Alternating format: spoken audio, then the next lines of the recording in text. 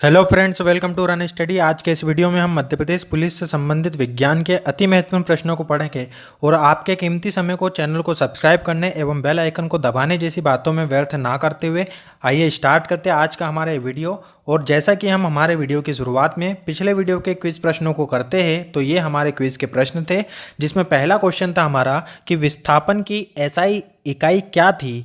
तो ऑप्शन है centimetre, metre, kilometre या मीटर प्रति सेकंड। तो याद रखना है विस्थापन की एसआई इकाई क्या होती है। मीटर जो है विस्थापन की एसआई इकाई होती है और ये एक सदिश राशि होती है। विस्थापन कैसी राशि होती है? सदिश राशि होती है, जिसको व्यक्त करने के लिए दिशा की आवश्यकता होती है हमें। ठीक है। सेकेंड क्वेश्चन था हमारा कि क्या एक ऐसा कारक है जो किसी निकाय को गति अवस्था में लाता है या लाने का प्रयास करता है या रोकता है या रोकने का प्रयास करता है। तो वह कारक है बल।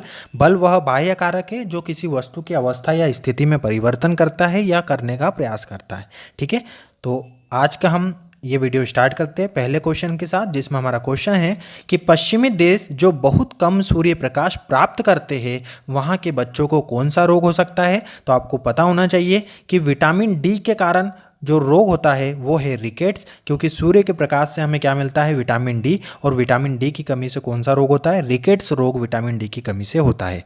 विटामिन ए की यदि बात करें तो विटामिन ए की कमी से होता है रतौंधी रोग। विटामिन बी की कमी से होता है बेरी। विटामिन सी की कमी से होता है स्कर्वी। विटामिन डी से होता है रिकेट्स। विटामिन ई की कमी से होता है नपुंसकता। और विटामिन के से आपको याद रखना है कि रक्त का थक्का ना बनना, ये किस विटामिन की कमी से होता है? ये विटामिन के की कमी से होता है। ठीक है। अगला क्वेश्चन की बात करते हैं कि मॉर्फिन जो एक ड्रग है को किस श्रेणी में रखा जाता है। तो याद रखना है कि मॉर्फिन को नारकोटिक्स की श्रेणी में रखा जाता है। मॉर्फिन को किस श्रेणी में रखा जाता है? नारकोटिक्स की श्रेणी में मॉर्फिन को रखा जाता है। ठीक है। अगला क्वेश्चन है कि निम्न में से कौन से तरल को शीतलक की तरह फ्रिज में उपयोग किया जाता है।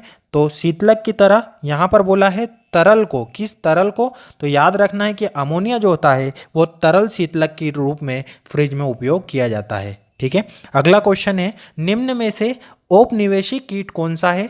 तो जो कीट झुंड में रहता है या कॉलोनी बना के रहता है वो कौन से कीट होते हैं? वो है चींटियाँ। चार ऑप्शन में से कौन से कीट है?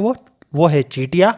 और साथ ही साथ यदि मधुमक्खी आप बोले तो वह भी किस प्रकार के होते हैं? वह भी औपनिवेशिक कीट होते हैं। और दीमक भी औपनिवेशिक कीट होते हैं। ठीक है।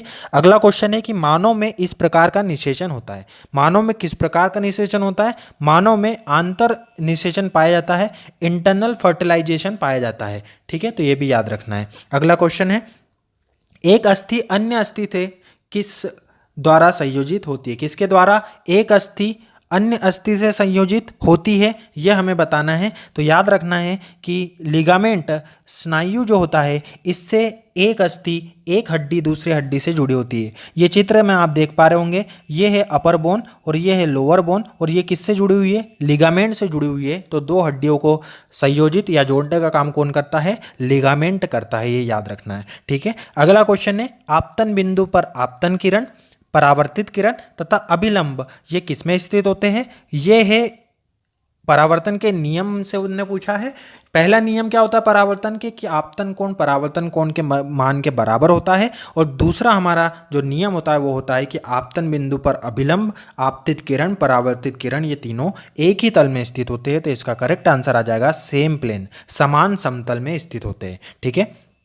अगला क्वेश्चन है निम्न में से कौन सा एक दड़ निर्जीव मुक्त रूप से पारगम्य तथा मुख्य रूप से सेल्यूलोज से बनी होती है। तो याद रखना है कि कोशिका भित्ति जो होती है वो एक दड़ निर्जीव मुक्त रूप से पारगम्य तथा मुख्य रूप से सेल्यूलोज की बनी होती है। कौन? कोशिका भित्ति। ठीक है।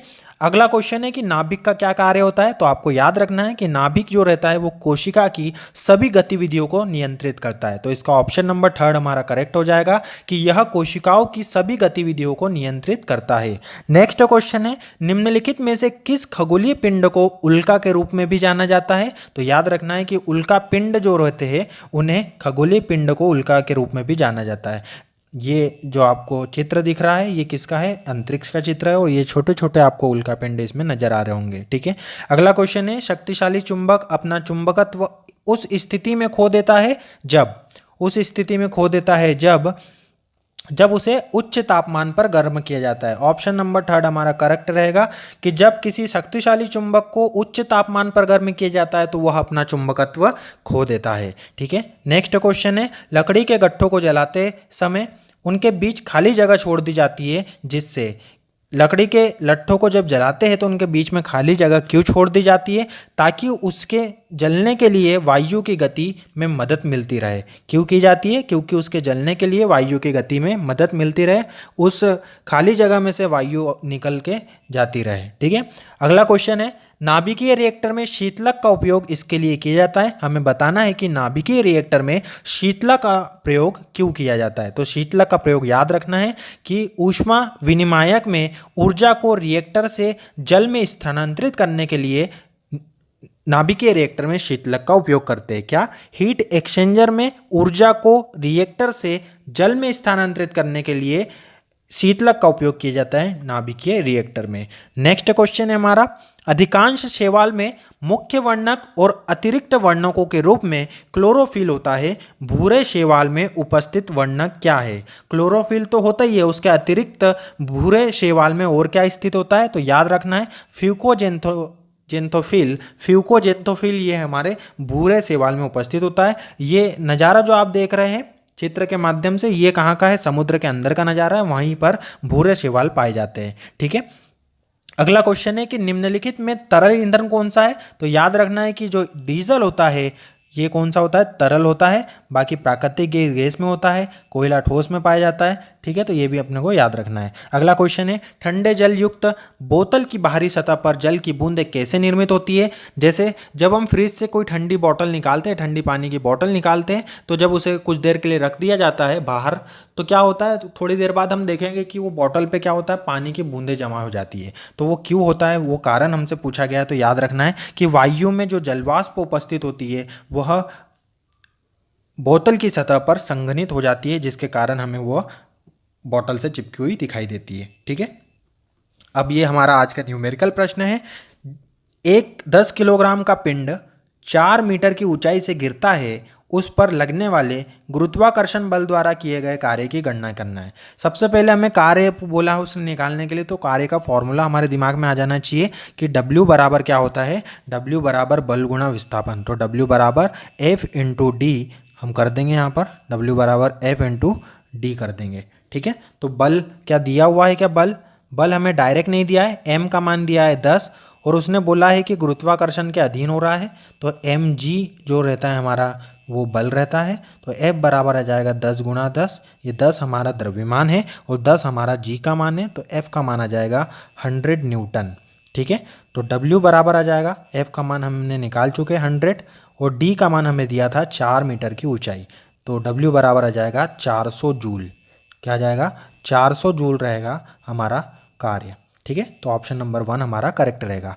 अगला क्वेश्चन है, विभवांतर 40 वोल्ट है, 0.5 कूलाम के आवेश को प्रेषित करने के लिए किया गया कार्य ज्ञात करना है।